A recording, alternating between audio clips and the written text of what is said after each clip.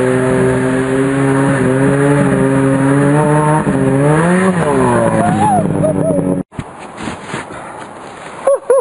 man, what a machine, another machine. God, I love machines.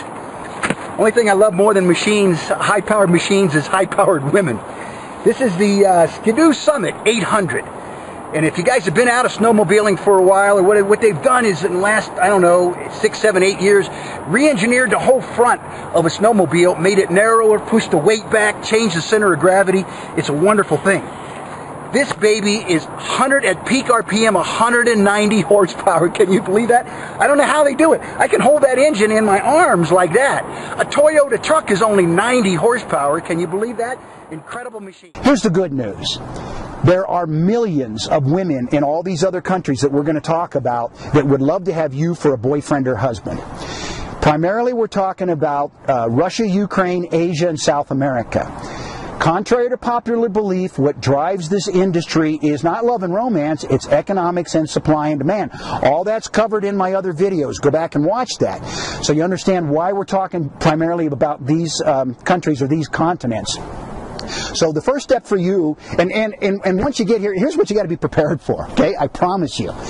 Once you go foreign, you can't go back. You will never, once you start dating good girls, good foreign women, you are never going to go back to these fat, frumpty-dumpty, feminazi, hateful, angry American women that we have to deal with here. You know?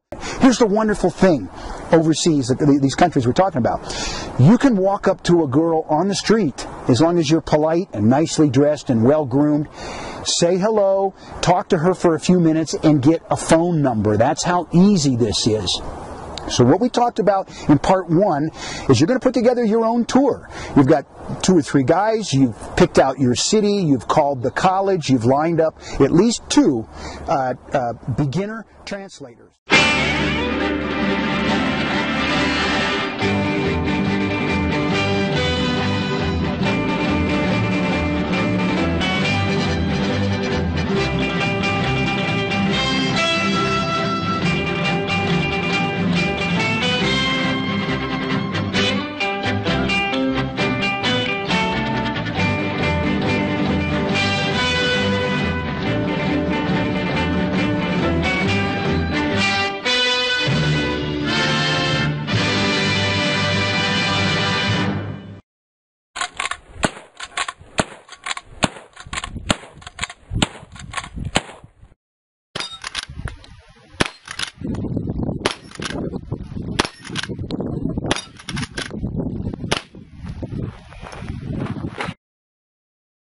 Howdy, boys.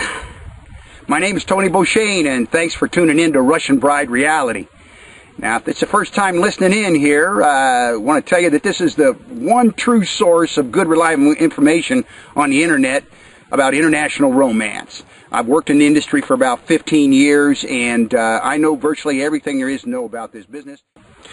Now, I like, whenever possible, to mix up our conversations with some boy stuff. This rifle you're looking at here is the infamous Henry Golden Boy. Contrary to popular belief, Winchester was not the first repeating rifle in the wild, wild west. It was Henry repeating arms. There was military. Now, in the last video, part 2 of Finding the Good Girls, I started talking to you about how to plan your own trip. First step, find a country that you want to go to.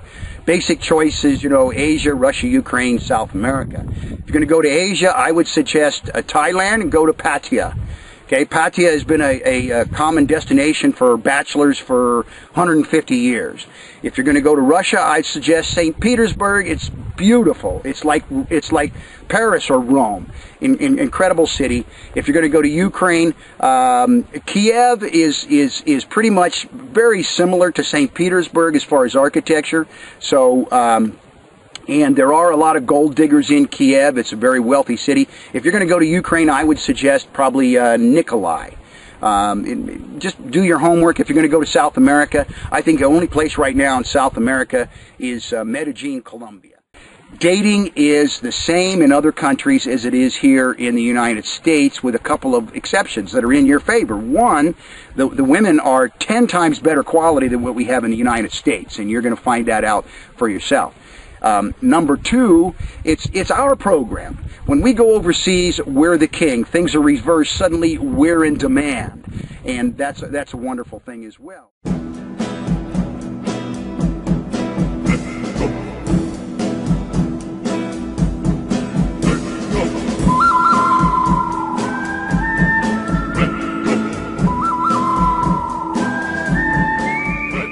Now, guys will bring up the issue, well, if you're divorced, why are you, entitled to give advice? Well, I don't consider my marriages a failure.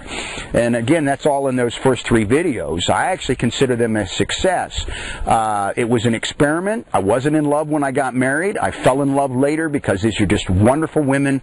But I made the classic error that I'm trying to prevent you from making, is that I got in a hurry. You know, when I married my Filipino wife, I was so fed up with American women, I was like, and I wanted a monogamous relationship. I didn't care about getting married, but that was the only way to bring her back to the United States, was to get married.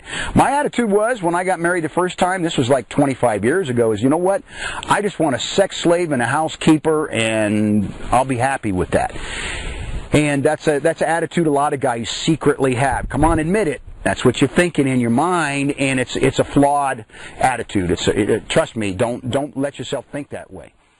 Asian cultures, it's going to take a lot more to get to know that lady, a lot more time to get to know that lady. So concentrate, instead of finding a girl who just says yes, anybody, concentrate on spending more time meeting more women and finding a woman who shares some of the same dreams that you do. So Russian, Ukrainian women tend to be a lot of type A personalities, a lot of extroverts. They are a very strong, proud, robust people. They're very fiercely proud of being Russian or Ukrainian, and they're not afraid to let you know that. They're very proud of their culture, and you should read about incredible things about Russian culture before you ever go to that country, so you've got something to offer. Y de arriba abajo, abraza un camino, por el que pasan todos los campesinos, llenos de florecitas. Are you guys following me or what? What the hell? Let's talk about women. I came prepared. Hi, this is Tony Bochene again, coming to you live from Colombia. Right now I'm in a little village outside of Medellin, Colombia. And this is where I come to kind of get my mojo together. You know, I'm not much of a city guy, and Medellin just wears my ass out, man. I mean, it's 4 million people, and it just goes non-stop. So this is, I think, what is it now, part 5? I don't know, whatever it says on the title there. Part 5, I think, of Finding the Good Girls. We're going to talk about dating tips, specific dating tips, the differences between dating women overseas and dating them in the United States. I got to tell you, dating foreign women is kind of like, in a way, a whole new experience, you know, going back to your childhood, when you were first experiencing women for the first time, the opposite sex, and what a wonderful thing that was until you realized how complicated American women could be. So, I came prepared. What? Alcohol is always a good companion when discussing women, and I brought a whole 6-pack, so I think that should last us. All right, so, salud.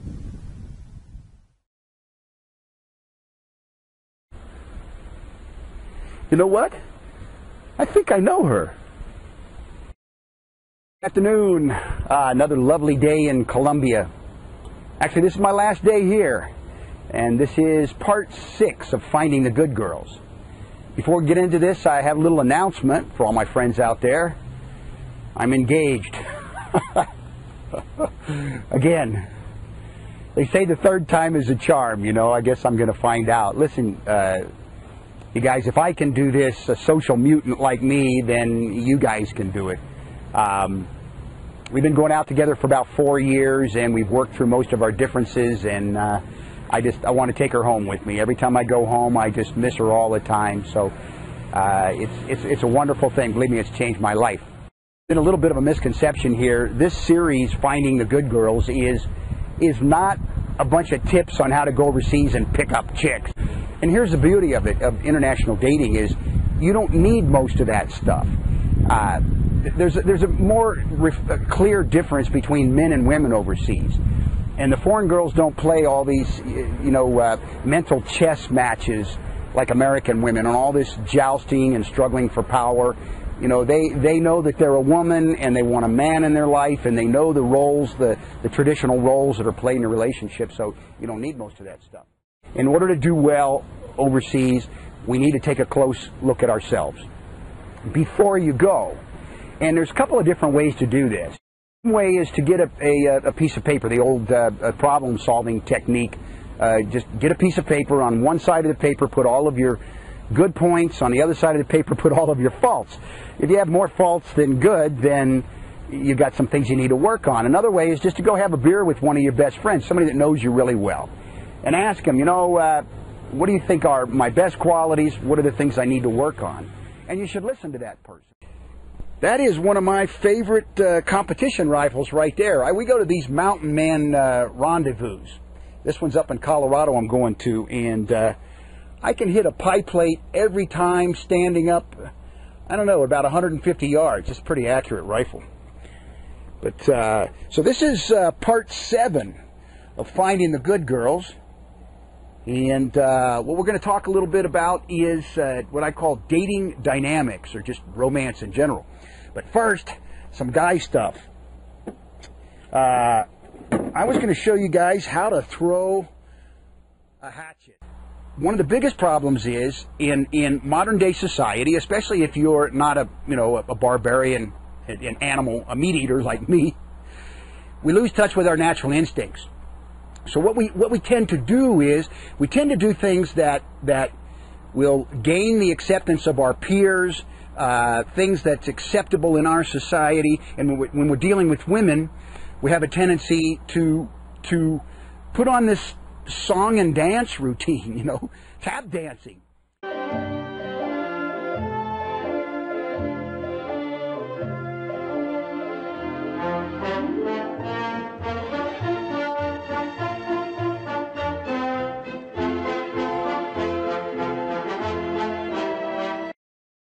But most of the time, with those guys, it's not real. And here's the thing about foreign women, as we talked about before.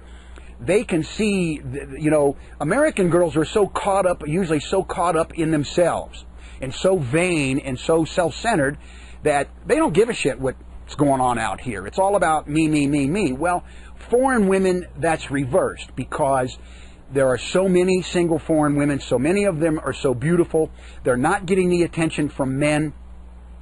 They look to a guy's heart.